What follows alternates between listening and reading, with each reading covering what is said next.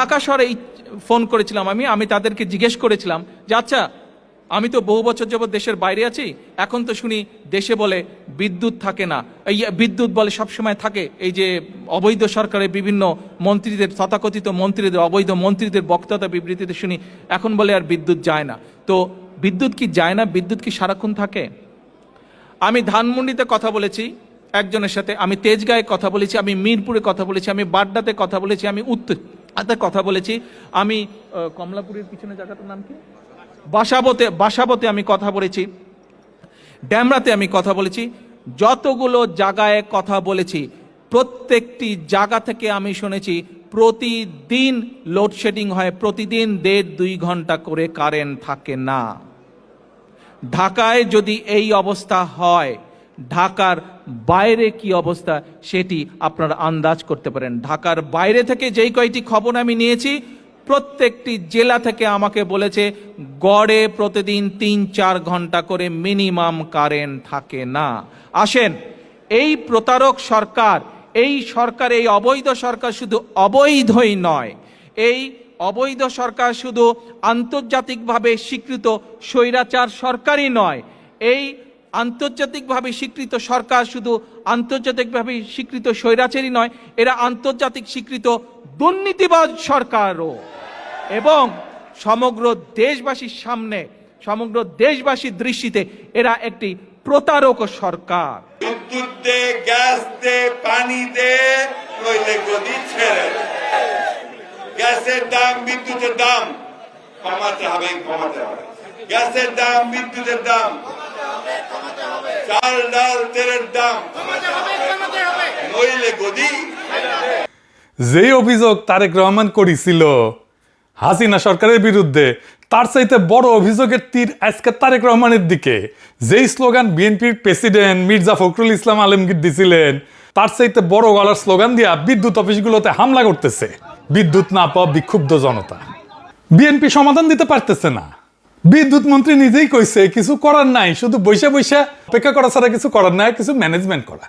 কিন্তু এই বিকট সমস্যার সমাধান আছে, দ্রুত সমাধান আছে, সেই সমাধান আজকে দেখাইবো।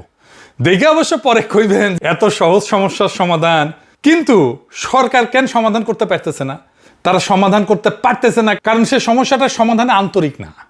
বিদ্যুৎ মন্ত্রী বাসায় তো লোডশেডিং হয় না, তারা তো কেউ মারতে আসতেছে না। পল্লী বিদ্যুৎ সমিতি তাদের 80-র উপরে কেন্দ্রের নিরাপত্তার জন্য চিঠি দিয়েছে পুলিশকে। নিরাপত্তার জন্য কাজ করতে পারতেছে না বিদ্যুৎ কর্মীরা। এই সরকার যে বুঝে না সমস্যাটা, এটা একটু দেখাই দিই, আসেন দেখাই দিই। দেখেন, মন্ত্রী কয় গ্রামে লোডশেডিং নাই, কেন বিদ্যুৎ থাকে না তার জবাব হইতেছে লাইনগুলো লম্বা, কোথাও ফল্ট হইলে খুঁজে বের করতে সময় লাগে। শুনেন, তার নিজের মুখেই শুনেন। গ্রামে লোডশেডিং নাই, যেটা হয় আমাদের পল্লী বিদ্যুতের লাইনগুলো অনেক লম্বা লম্বা, কোথাও যদি ফল্ট হয়ে যায়, বিদ্যুৎ স্লিপ করলে ওই ফল্ট লোকেট করতে তার টাইম লাগে, সেই জন্য বিদ্যুৎটা আসে না। আবার লাইন ঠিক হয়ে গেলে বিদ্যুৎ চলে আসে। শুনিছেন? কিন্তু আসলে কি হয় পল্লী বিদ্যুতের অফিসারের কাছে নিজেই শোনেন, তার কাছেই শোনেন।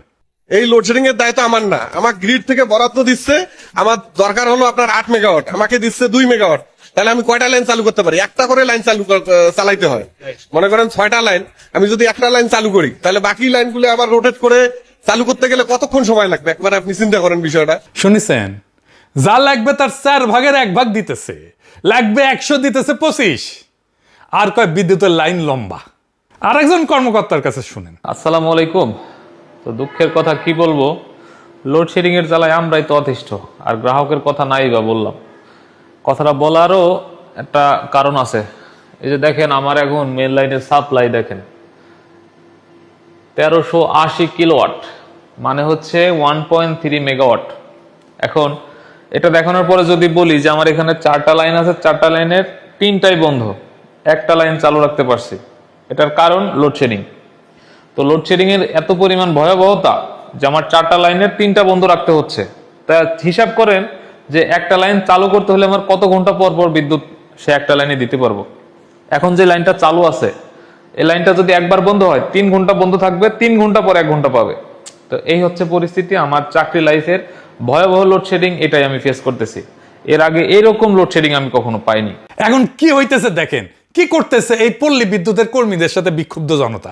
দেখেন, চাঁদপুরের ফরিদগঞ্জে পল্লী বিদ্যুতের একটি উপকেন্দ্র থেকে এক কর্মচারীকে জোর করে তুলে নিয়ে গিয়ে মারধর ও আটকে রাখার অভিযোগ উঠেছে। আচ্ছা কোন তো এদের কি দোষ? এই পল্লী বিদ্যুতের লোকদের কি দোষ? এ তো কর্মচারী, সরকারি কর্মচারী, এরা তো বিতরণ করে, এরা তো বিদ্যুৎ বানায় না, যা পায় তাই তো দিবে। এরা তো বিদ্যুৎ পয়দা করতে পারে না। এই বেচারাদের উপরে চড়াও হয়ে কোনো লাভ আছে? সারা দেশে পানি আর বিদ্যুতের জন্য হাহাকার, বাসায় রান্না হইতেছে না। দুর্ভোগের তো শুরু আছে শেষ নাই। এই যে সকালের নাস্তা এখন খাইতেছি 12টা বাজে।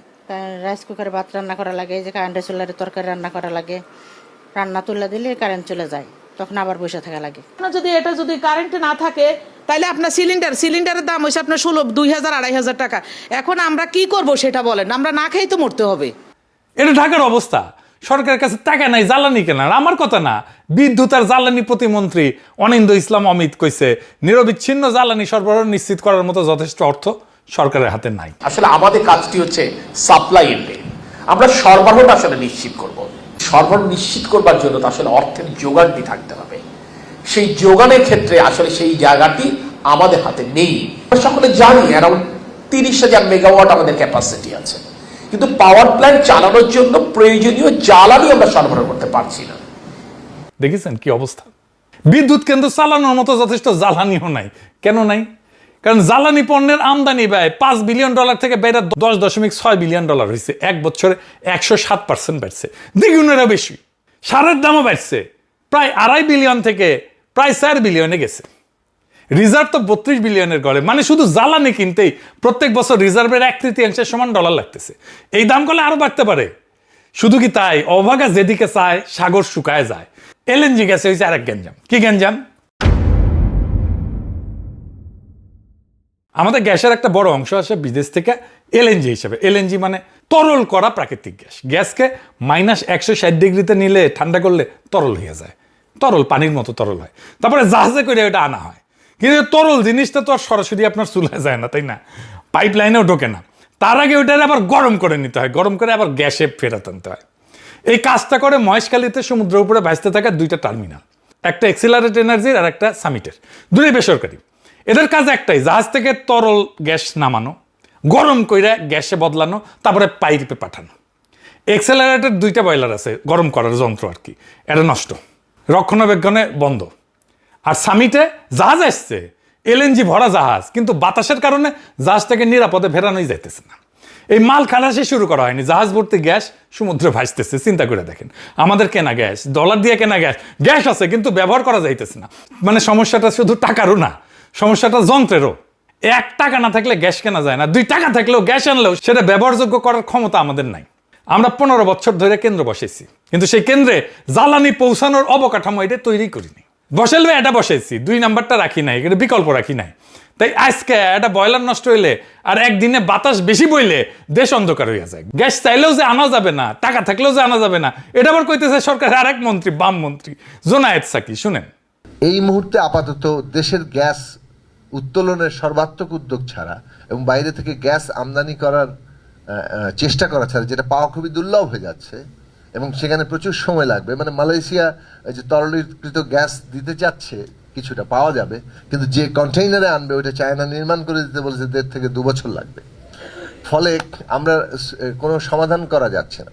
শুনেছেন ট্যাঙ্কার নাকি বানাইতে হবে, তারপরে আনবে। কারণ আইসানি আমি না আমার গোড়া আসবে, এদিকে গোড়া হাসি দেন, মেলা দিন দেওয়ার। ট্যাঙ্কার ভাড়া পাওয়া যায় না।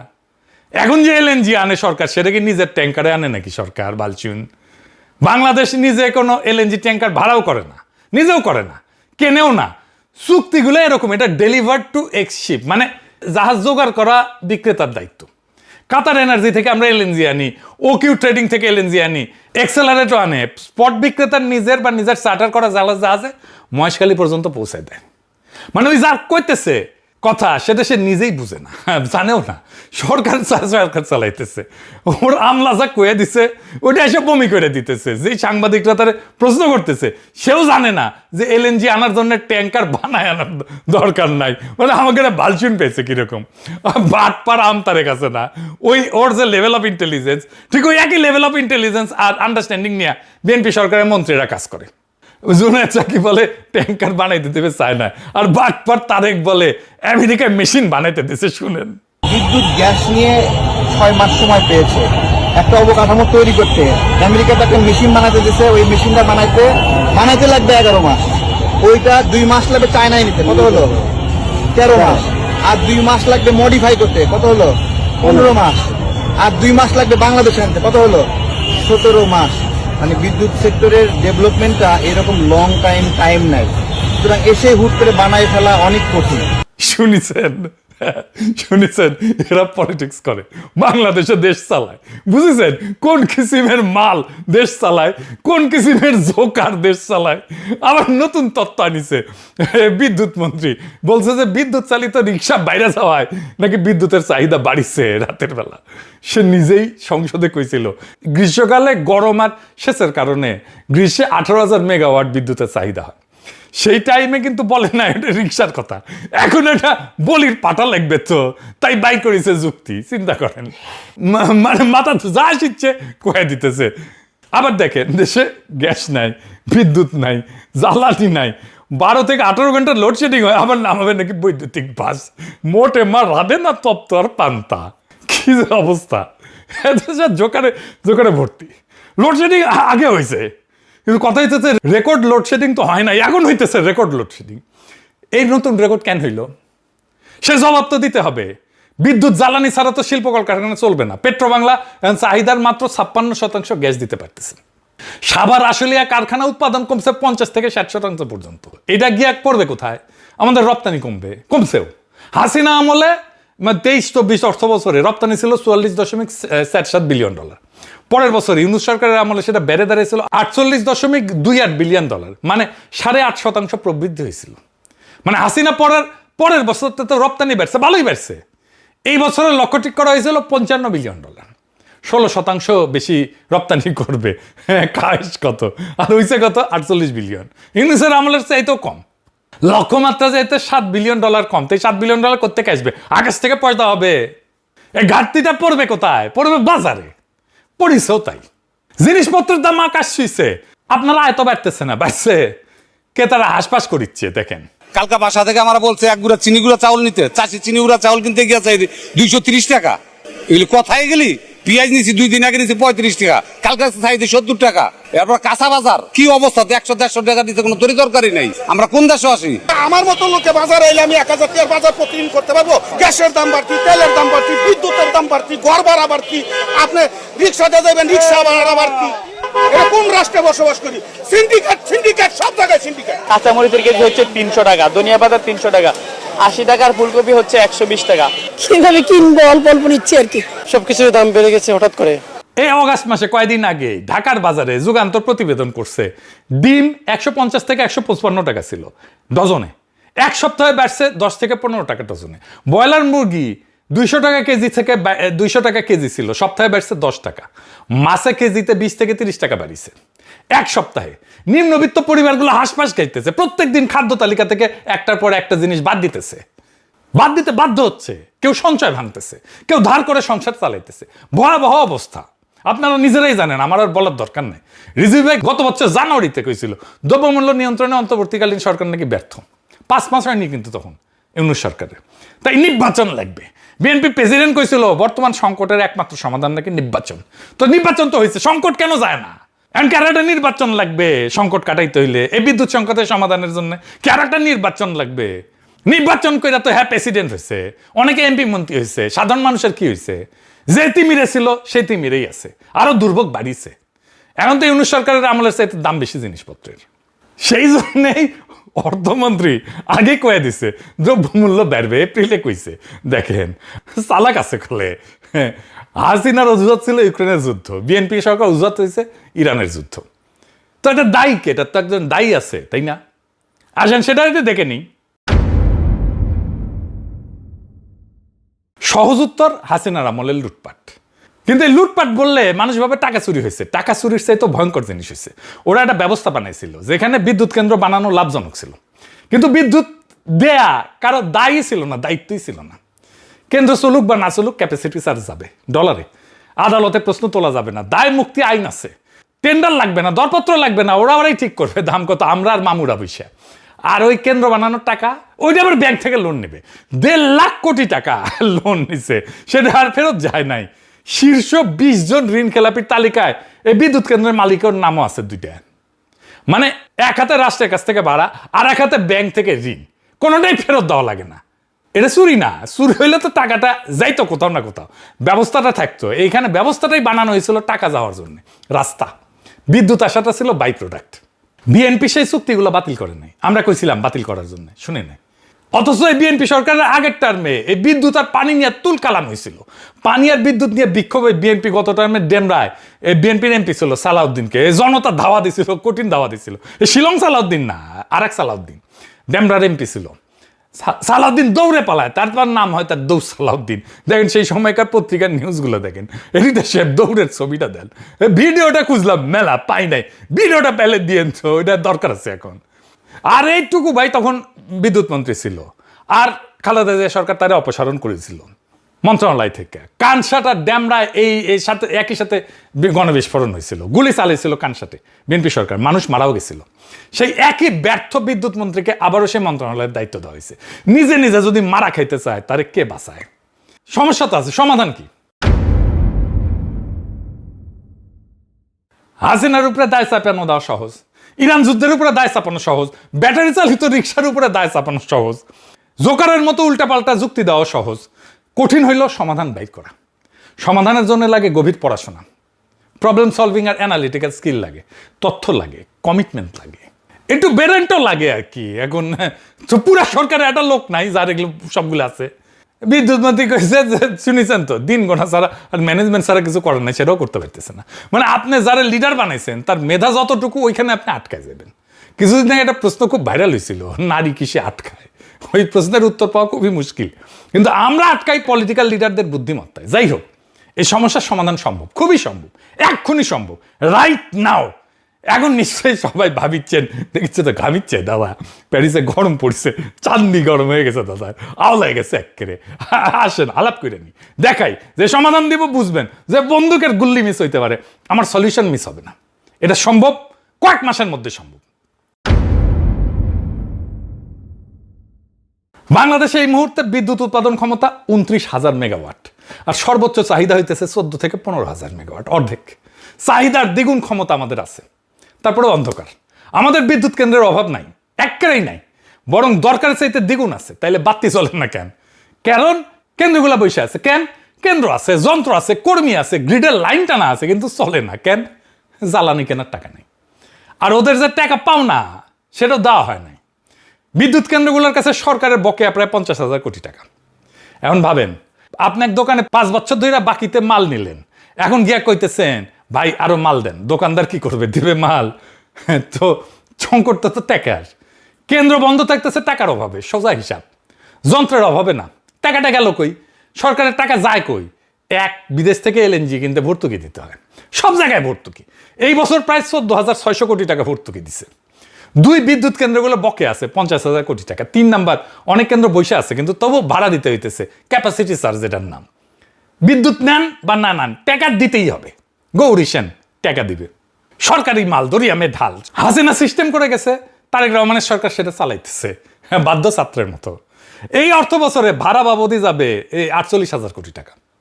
এটা উদাহরণ দিই, আপনি 10টা সিএনজি মাসিক চুক্তিতে ভাড়া নিছেন, আপনার লাগে 3টা, বাকি 7টা গ্যারেজে বসে আছে, কিন্তু ভাড়া দিতে হইতেছে 10টারই। আর এখন আপনার হাতে তেল কেনারও টাকা নাই, তাই ওই 3টা যেটা চলতেছিল সে 3টা আর চলে না। এটাই বাংলাদেশের বিদ্যুৎ খাত। তাইলে ঘটনাটা কি দাঁড়ালো? সরকার বিদ্যুৎ কিনতেছে বেশি দামে, বেচতেছে কম দামে, যত বেশি বিদ্যুৎ তত বেশি লোকসান। মানে সরকারের জন্য বিদ্যুৎ দেওয়াটাই একটা শাস্তি, যত দিবে তত মরবে। এই অবস্থায় নতুন কিছু করার সামর্থ্য থাকে সরকারের থাকে না। বেসরকারি বিনিয়োগ আসতে পারে, কিন্তু বেসরকারি বিনিয়োগ কেন আসে না? কারণ এর নিয়ম আছে যে বেসরকারি বিদ্যুৎ কেউ বানাইলে সেটা কেবল সরকারের কাছে বেচতে পারবে। আপনি একটা দোকান দিলেন, আইন বলতেছে আপনি শুধু একজন খদ্দেরের কাছে বেচতে পারবেন, আর সেই খদ্দেরের অবস্থা কি? তার হাতে হারিকেন দশা, তার হাতে টাকা নাই, 50,000 কোটি টাকার বাকি শোধ করে নাই। আপনি ওই দোকানে আর মাল তুলবেন, বেচবেন না তো। চাহিদা থাকলে বিনিয়োগ আসে, এটাই স্বাভাবিক নিয়ম। আমাদের বিদ্যুতের চাহিদা আসে, এখানে বিনিয়োগ আসার কথা, কিন্তু বিনিয়োগ আসতেছে না। বিনিয়োগ শুধু চাহিদা দেখে আসে না, বিনিয়োগ আসে খদ্দের দেখাও। চাহিদা আকাশ ছোঁয়া, কিন্তু খদ্দের দেউলিয়া, তাহলে বিনিয়োগ আসবে। এই দুটোই একসাথে থাকলে বাজার হয় না তো। তাহলে সমাধান কি? সমাধান খুব সিম্পল, খদ্দের জায়গা থেকে সরকারকে সরায় দেন। হাঁটায় দেন, একেবারে পাচায় লাতি দিয়া সরায় দেন, সরাসরি ভোক্তাকে বসান খদ্দেরের জায়গায়। আমি আপনি তো বিদ্যুতের বিল দিই, বকেয়া তো রাখি না। আমি আপনি ক্রেতা হইলে বিনিয়োগ আসবে, খদ্দের বদলান, সমাধান নতুন বিদ্যুৎ কেন্দ্র না, খদ্দের বদলানো, তাহলে সব সমস্যার সমাধান হয়ে যাবে। সরকারকে খদ্দেরের আসন থেকে সরায় দেন, ভোক্তা সরাসরি বিদ্যুৎ কিনবে বেসরকারি বিক্রেতার কাছ থেকে, উৎপাদকের কাছ থেকে। সরকার শুধু নিজের তার আর লাইনের ভাড়া নেবে। সরকার তখন ব্যবসায়ী না, সরকার তখন রাস্তার মালিক, টোল নেবে, গাড়ি চালাবে না। এই জন্য একটাও নতুন কেন্দ্র বসানো লাগবে না। দেশে 7 থেকে 9,000 মেগাওয়াট কেন্দ্র বসে আছে, এমনি বসে আছে, আমরা তার ভাড়া দিতেছি। এরাই জ্বালানি কিনবে, এরাই সরাসরি বেচবে। নির্মাণকাল তো শূন্য তৈরি আছে, কেন্দ্র দাঁড়াইয়াই আছে। একটা বাস্তব উদাহরণ দিই আমার নিজের। আমার বাসার বিদ্যুৎ আমি কিনি একটা বেসরকারি কোম্পানির কাছ থেকে। দাম পছন্দ না হলে কি করি, অফিসে যেতে হয় না, লাইনে দাঁড়াইতে হয় না, কারো হাতে 500 টাকা গুঁজে দিতে হয় না, অনলাইনে ক্লিক করি, ব্যাস আমার সাপ্লাই আর এক কোম্পানির কাছে চলে যাবে।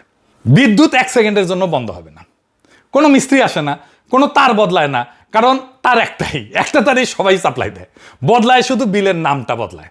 ফ্রান্সে এরকম কোম্পানি আছে প্রায় 40টা। তারা আমার মতো গ্রাহকের জন্য কামড়াকামড়ি করে। প্রত্যেক মাসে প্রত্যেক সপ্তাহে মেল পাই, তোমার ইলেকট্রিসিটি তুমি এখন এত দিতেছো, তুমি কিন্তু এত দিতে পারবে আমার কাছে যদি আসো, বুঝেছ? আর আমাদের দেশে আপনার কোনো চয়েস নাই, সরকার যা দেবে তাই নেবেন, নিতে বাধ্য, যখন দেবে তখন নেবেন। বিল ভুল আসলেও আপনাকে নিতেই হবে। বিল আসবে আকাশ ছোঁয়া, ভুল বিল, আপনি বিদ্যুৎই ইউজই করেন নাই, বিল আসতেছে আকাশ ছোঁয়া। একচেটিয়া বাজারে গ্রাহককে ভিখারি বানায় দেয়, প্রতিযোগিতা গ্রাহককে রাজা বানায় দেয়। এই কোম্পানিগুলো বাংলাদেশে আসতে পারে না, পারে। এরা বাংলাদেশে আইসা বেসরকারি প্ল্যান্ট থেকে বিদ্যুৎ কিনবে, তারপরে বেচবে। আর শুরুতে ঘরে ঘরে বেচার দরকার নাই, বড় কারখানা আর শিল্পে বেচুক, ওইখানেই তো ভলিউম, বেশি ভলিউম, ওইখানে টাকা, ওইখানে একসাথে কয়েকটা সমস্যার সমাধান হয়ে যায়। গুনে দেখেন, 1 ক্যাপাসিটি চার্জের গ্যাঞ্জাম শেষ। এরা বসে থাকলে আর টাকা পাবে না, বেচলে পাবে। 2 জ্বালানির ডলার এরাই জোগাড় করবে, এই বিদেশি বিদ্যুৎ কোম্পানিরাই জোগাড় করবে, এরাই দেবে, ধার দেবে, এলএনজির বোঝার নামে যাবে। 3 নাম্বার, কারখানা রপ্তানি করে ডলার আনে, তার মানে খদ্দরের হাতে ডলার আছে, বিদেশি বিনিয়োগকারীর দুশ্চিন্তা নাই। 4 নাম্বার, ঘাটতির চাইতে বেশি উৎপাদন সম্ভব। আর সবচেয়ে বড় কথা, সরকারের 1 টাকাও খরচ নাই, 1 পয়সাও খরচ নাই, কোনো বিনিয়োগের দরকার নাই সরকারের তরফ থেকে, শুধু একটা অধ্যাদেশ আর কয়েকটা সিগনেচার।